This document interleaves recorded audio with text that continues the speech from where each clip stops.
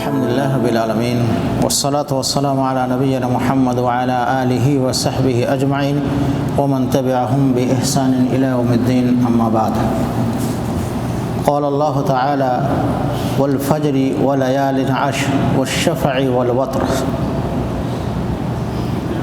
عزیز دینی اور ملی بھائیوں، السلام علیکم ورحمۃ اللہ وبرکاتہ۔ الحمدللہ اس بات پہ کوئی شک نہیں کہ اللہ رب العالمین نے ایک دوسرے پر فضیلت دی ہے۔ سال کو ایک دوسرے پہ، مہینہ کو ایک دوسرے میں، دین کو ایک دوسرے دن پہ، رسولوں کو ایک دوسرے رسول پہ، انبیاء کو ایک دوسرے انبیاء پہ فضیلت دی ہے۔ سارے انسانوں میں سے، تمام لوگوں میں سے افضل ہے انبیاء، تمام انبیاء میں سے افضل ہے رسول، تمام رسولوں میں سے افضل ہے اولو العزم جو 5 رسول ہیں، اور ان اولو العزم 5 رسولوں میں سے سب سے افضل ہے ہمارے نبی صلی اللہ علیہ وسلم۔ عزیز دوستو، رمضان کا مہینہ پہ جس طرح ہم لوگ عبادت کے لیے کوئی بھی ٹائم خاص کر لیتے ہیں، رمضان کے روزہ تو رکھتے ہی ہیں، لیکن خاص کر کے تلاوت کے لیے ٹائم خاص کر لیتے ہیں، نماز کے بعد ہو، نماز سے پہلے ہو، اور ذکر اذکار خاص طور پر آخری 10 عشرے میں کمر بستہ ہو جاتا ہے عبادت کرنے کے لیے۔ اللہ رب العالمین رمضان کے آخری 10 عشرہ کے علاوہ اس کا جو شروعاتی 10 عشرہ ہے اس سے بھی افضل قرار دیا ہے ذی الحج کے پہلے 10 عشرہ کو۔ محدثین کرام یہی کہتے ہیں کہ سال میں جو مہینہ ہوتا ہے ان میں جو پہلا عشرہ ہے ان دنوں میں سب سے افضل دن ہے پہلا عشرہ ذی الحجہ کے، یعنی 1 تاریخ سے لے کر کے 10 تاریخ تک یہ بہت افضل ترین دن ہے۔ جو بھی ہم عمل کریں گے وہ اللہ رب العالمین کے بارگاہ میں سب سے افضل ہوگا۔ اسی لیے اللہ رب العالمین نے قسم کھا کر فرمایا، بسم اللہ الرحمن الرحیم، والفجر ولیال عشر۔ فجر کی قسم کھایا، یعنی فجر کی اہمیت ہے۔ اسی طریقے پر عصر کی قسم کھایا، وقت، والعصر۔ تو فجر اور عصر کی قسم کھانے کا مطلب یہ ہے کہ یہ دونوں وقت کی اہمیت اور فضیلت الگ ہے۔ اس لیے کہ دن کے فرشتے آسمان میں جب چڑھتے ہیں تو فجر کا عصر کا وقت، اور رات کے فرشتے جب آتے ہیں تو عصر کا وقت، یعنی دونوں ٹائم عصر اور فجر دونوں ٹائم فرشتوں کا لقاء، ملاقات کا ٹائم ہے۔ ایک دن کے فرشتے آتے ہیں عصر میں، اور دن کے فرشتے جاتے ہیں، رات کے فرشتے اتارتے ہیں، پھر فجر میں دن کے فرشتے آتے ہیں، رات کے فرشتے اٹھ جاتے ہیں۔ اس لیے اللہ رب العالمین نے وقت کی اہمیت کو بتانے کے لیے فجر اور عصر کی قسم کھائی۔ اس کے بعد فرمایا وَلَيَالٍ عَشْرٍ، 10 راتوں کی قسم۔ کون سے 10 رات؟ مفسرین اور سب سے افضل قول عبداللہ بن عباس کا یہ ہے، انہوں نے فرمایا کہ ان 10 راتوں سے مراد ذی الحجہ کا پہلا عشرہ ہے۔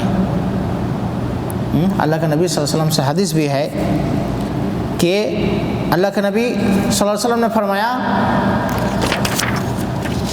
کوئی ایسا عمل نہیں ہے ان دنوں میں جو اللہ رب العالمین کے بارگاہ میں سب سے افضل ترین عمل ہو، یعنی جو آپ نماز پڑھ رہے ہیں یہی عمل اللہ رب العالمین کے بارگاہ میں افضل ہوگا۔ سنت رواتب، آگے پیچھے ذکر اذکار، یہ سارے کے سارے عمل اللہ کے نبی صلی اللہ علیہ وسلم نے جب پوچھا تو صحابہ کرام نے پوچھا کیا جہاد بھی نہیں؟ مجھے نہیں، یہ جو عمل کر رہے یہ سب سے افضل ترین ہوگا۔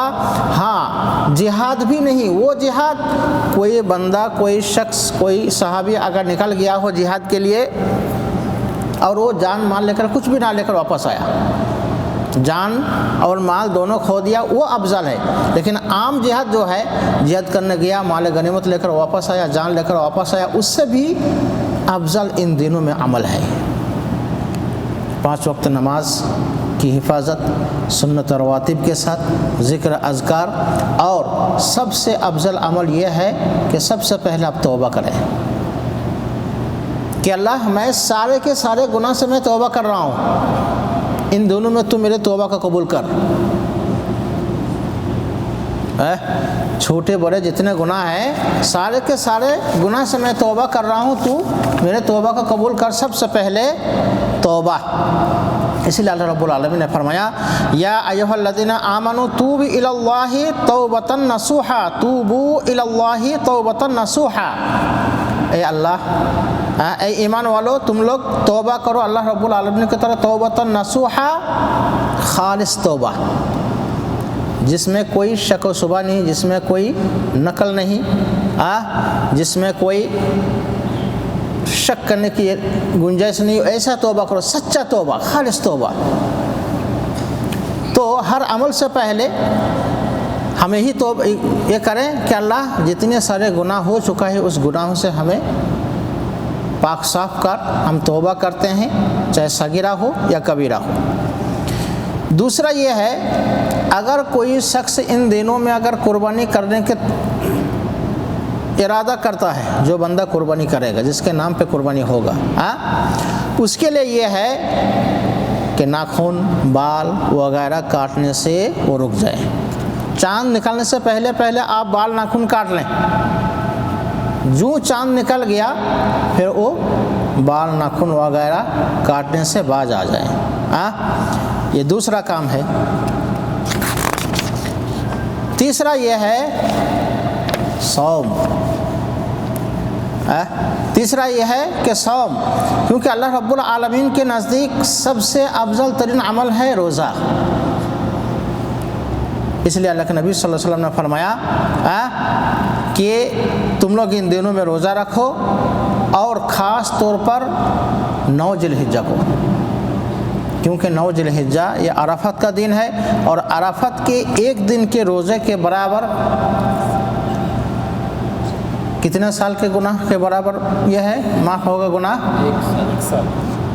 عرفات کا دن ہے جی، عرفات کے دن کا ایک روزہ کے 2 سال، ماشاءاللہ۔ پچھلا 1 سال اور اگلا 1 سال ایک انعام دیں گے انشاءاللہ۔ 2 سال کا گناہ معاف۔ عرفات کے دن کے نہ سمجھیں، بلکہ محرم کے 2 روزہ رکھنے سے 1 سال کا، اور عرفات کے دن کے 1 روزہ رکھنے سے 2 سال کا گناہ معاف۔ اس لیے نبی کریم صلی اللہ علیہ وسلم نے فرمایا عن بعض ازواج نبی صلی اللہ علیہ وسلم قالت کان رسول اللہ صلی اللہ علیہ وسلم یصوم 9 ذی الحجہ و یوم عاشوراء و 3 ایام من کل شہر فصم هذه 9 كلها وإياك أن تضيع منها ويوما واحدا، کہ اللہ کے نبی صلی اللہ علیہ وسلم 9 ذی الحجہ کو روزہ رکھتے تھے، اسی طریقے پہ عاشورہ پہ روزہ رکھتے تھے، و3 ایام من کل شہر، اور ہر مہینہ میں 3 دن، ایام 20، 13، 14، 15۔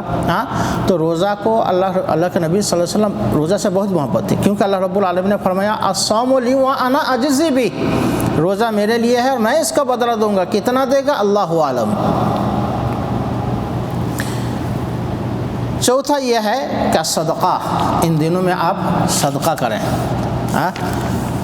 کیونکہ نبی کریم صلی اللہ علیہ وسلم فرمایا ان رجلا جاء الى رسول اللہ صلی اللہ علیہ وسلم فقال یا رسول اللہ ای الناس احب الی اللہ، سب سے بہتر انسان کون ہے، لوگوں میں سے سب سے بہتر انسان، سب سے محبوب انسان کون ہے، وَأَيُّ الْعَمَلِ أَحَبَّ إِلَى اللَّهِ، اور اللہ تعالیٰ کے نزدیک سب سے بہترین عمل کون سا ہے؟ اللہ کے نبی صلی اللہ علیہ وسلم نے فرمایا احب الناس الی اللہ انفعہم للناس، احب الناس، لوگوں میں سے سب سے زیادہ محبوب وہ انسان ہے اللہ رب العالمین کے نزدیک جو لوگوں کو زیادہ فائدہ پہنچاتا ہے، لوگوں کو زیادہ کام آتا ہے۔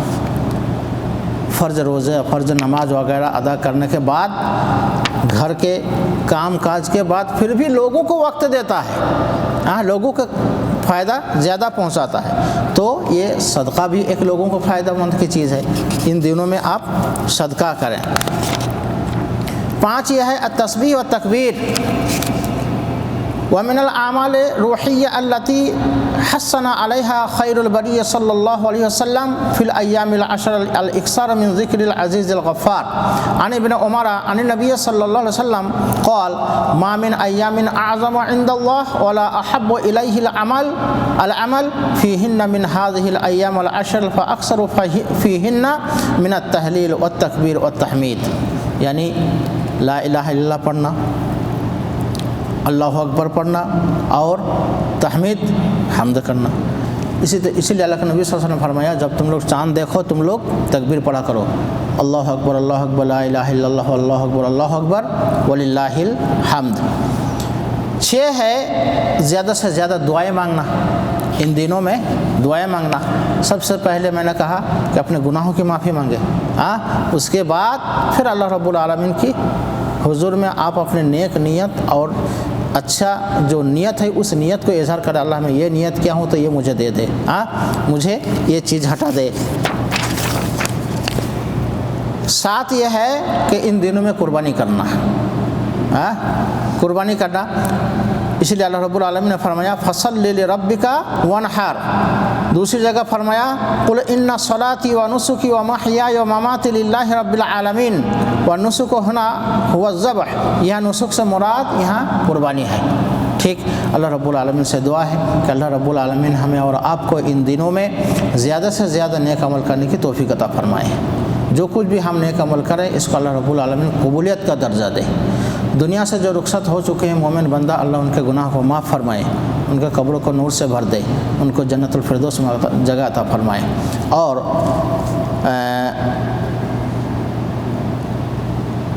ان دنوں میں زیادہ سے زیادہ آپ خود عبادت کریں، دوسروں کو بھی تلقین کریں، کیونکہ یہ نفل ہے لیکن اس کی اہمیت بہت زیادہ ہے۔ اللہ رب العالمین ہمیں اور آپ کو پکا اور سچا مومن اور ایماندار ہو کر کے دنیا سے رخصت ہونے کی توفیق عطا فرمائے۔ اقول قولی ھذا استغفر اللہ لی ولکم ولسائر المسلمین فاستغفروہ انہ الغفور الرحیم۔ السلام علیکم ورحمۃ اللہ وبرکاتہ۔